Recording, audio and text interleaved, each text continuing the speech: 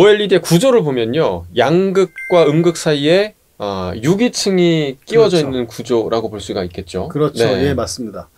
일반적으로는 이제 양극과 음극은 무기물입니다. 네. 금속이나 이제 세라믹 투명 전극이고요. 그 사이에 이제 빛을 만들거나 아니면 뭐 전화, 즉 전공과 전자를 운송하고 주입하는 이제 유기물들이 끼워져 있는데, 처음에 만들어진 OLED들은 이제 양극, 음극 사이에 빛을 만들어내는 발광층하고 그다음에 전화 수송층이 들어가 있었죠. 네. 어쨌건 그 두 가지 층은 전부 다 유기물입니다. 자, 다층막 구조라고 하는 것은 이 두 개의 전극 사이에 끼워지는 유기물 층들의 수가 좀 많아졌다, 뭐 이런 뜻으로 해석이 될 수 있을까요? 그렇죠. 네. 자, 이거는 이제 우리가 OLED의 원리부터 한번 생각을 해보면 될 것 같아요.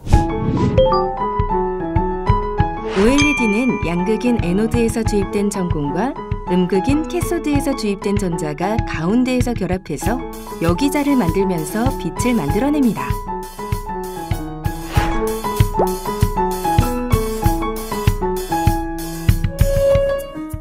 네. 그러면은 이제 우리가 캐리 입장에서, 전화 입장에서 볼 때는, 그러니까 전화가 잘 주입돼야 돼요. 그럼 전화에 주입을 도와주는 층이 있어야 되고요. 그럼 우리는 이제 주입층이라고 합니다. 네. 뭐 전공 주입층, 음전화인 전화 주입층 이렇게 나눠서 양쪽에 위치하게 되고요. 그 다음에 주입된 전화들이 잘 움직여 가야 돼요. 그죠? 우리는 그것을 이제 수송층이라고 해요. 네. 그래서 마찬가지로 전공 수송층, 전화 수송층 이렇게 얘기를 하죠. 그 다음에 이제 발광층이 있는 거예요. 두 개가 만나서 이제 빛을 만드는 발광층이 있고. 자, 이렇게 하더라도 벌써 주입층 각각 하나씩 있죠. 유기물만 볼 때는. 네. 수송층이 또 각각 하나씩 있고요. 전자, 전공 이렇게. 네. 가운데 이제 발광층이 있고. 5개 층이 유기층이 필요한 거고. 네. 거기에다가 이제 전극까지 더하면 7개 층이 필요한 거예요. 그런데 요거에다가 또 뭐가 더 이제 들어가냐 하면은, 이 전자나 전공이 이렇게 발광층까지 와서 거기에 멈춰야 돼요. 그죠? 꼭 지나가면 안 되잖아요. 네네. 그럼 또 이제 막아주는 층이 필요해요. 아. 그러니까 음극에서 들어온 전자가 주입층과 수송층을 따라서 발광층까지 왔는데, 거기서 멈춰서 이제 전공하고 만나서 결합을 해야 되는데, 이 넘어가면 안 되잖아요. 반대쪽으로. 그래서 전자의 넘어감을 막아주는 이 차단층. 다음에 전공도 마찬가지로 차단층까지 필요하죠. 그렇게 네. 되면 이제 유기물층이 7개가 되는 거고, 네. 무기물층까지 더하면 이제 9층이 되기 때문에, 그렇죠. 그게 이제 가장 이제 뭐랄까요, 각각의 역할별로 유기물층을 차곡차곡 쌓은 이제 다층 구조고요. 네. 그런데 생산할 때는 사실 그렇게까지 다 쌓기는 너무 돈도 많이 들고 시간도 많이 걸리니까 한 개의 층이 두 역할을 하는 경우를 많이 만들어 놓습니다. 그 수송층이, 예를 들면 전자의 수송층이 이쪽에서는 전공의 차단층까지 역할을 하는 거죠. 그게 훨씬 더 경제적이겠네요. 그렇죠. 네. 그래서 이제 그건 다 소재 개발 이런 거에서 이제 나오는 결과니까, 그렇지만 기본적으로는 이제 그 모든 층이 필요할 경우에는 뭐 7, 8, 9개 층이 필요하지만, 이제는 한 개 층이 2개 이상의 역할을 하게 하면서 이제 그 레이어 수를, 층수를 줄여가고 있는 상태이죠.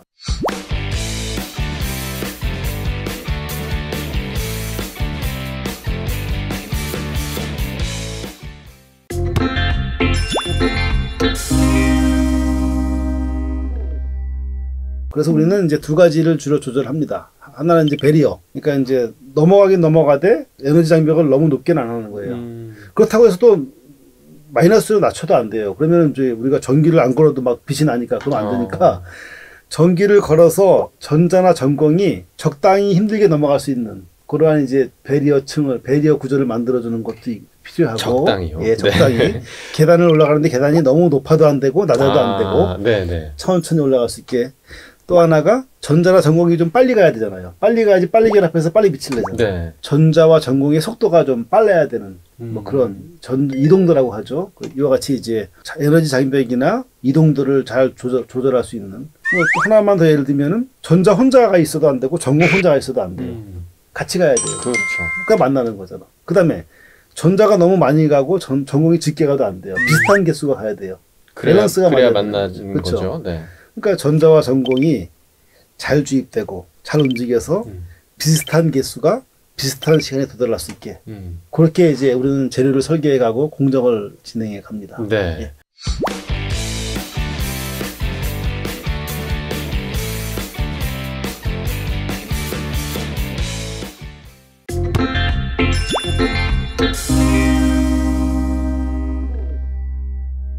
자, 그러면 그 전자와 전공이 가장 먼저 만나게 되는 유기층부터 좀 설명을 좀 해주시죠. 이제 조금 더 깊어지지만 뭐 재밌습니다. 네. 일단 전자는 음극에서 들어오고요.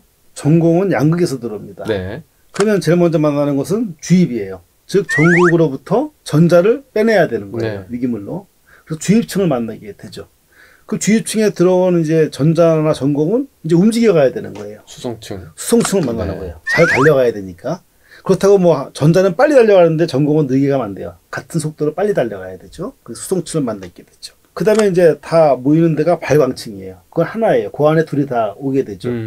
거기서 이제 결합을 하게 되고, 그런데 여기서 이제 너무 이 전공이나 전자가 신나게 달려오다가 이 발광층을 획 지나가면 안 돼요. 그러니까 이제 지나가더라도 너 이제 오지마 하고 이렇게 막아줄 수 있는 차단층이 이제 양쪽에 있어야 되는 네. 거예요. 그래서 에노드 양극 쪽에는 음극에서 달려온 전자를 막아주는 전자 차단층. 네. 다음에 이제 이쪽 음극 쪽에는 양극에서 달려온 전공을 막아주는 전공 차단층 차단층. 이렇게 되는 거죠. 네. 그럼 이제 결국은 캐리어들은 전자나 전공들은 주입층을 만나고 수송층을 만나고 발광층을 만나고 그 다음에 거기서 좀 들뜬 녀석들은 차단층에서 부딪히면서 결국은 모이게 되죠. 이렇게 결국엔 발광층에 모이게 되는 건가요? 그렇죠. 거기서 계속 가둬놓고서 두 개 전자와 전공의 결합을 계속 유도하는 거죠. 그래서 이제 빛을 내게 되는 거다. 그렇죠. 그렇습니다. 알겠습니다.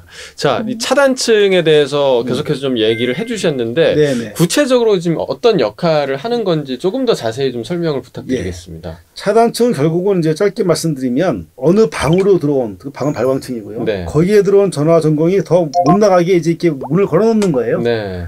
그러니까 열린 문을 닫아서 이제 채워놓는. 그러니까 너희들이 움직이더라도 발광층이라는 공간 안에서만 움직이고 그러다 보면 너희들이 언젠가는 만나겠지. 이 역할을 해주는 것이 차단층입니다. 그러니까 펜스의 역할을 하면서 그렇죠. 전자와 전공이 잘 결합을 할 수 있게 그렇죠. 만들어주는 지나가지 가둬주는? 못하게 네. 지나가지 못하게 가둬놓는 역할을 하죠. 그러니까 말 그대로 그냥 차단을 해주는 그런 역할이다라고 그렇죠. 생각을 하면 되겠네요. 차단이란 말이 별로 안 좋지만 네. 이 OLED에서는 꽤 그래도 효율을 높이고 네. 그 성능을 높이는 아주 중요한 역할을 하고 있습니다. 네. 발광층 내에서의 효율 저하는 물론 큰 전류가 흘러 소자의 수명에도 영향을 미치게 됩니다.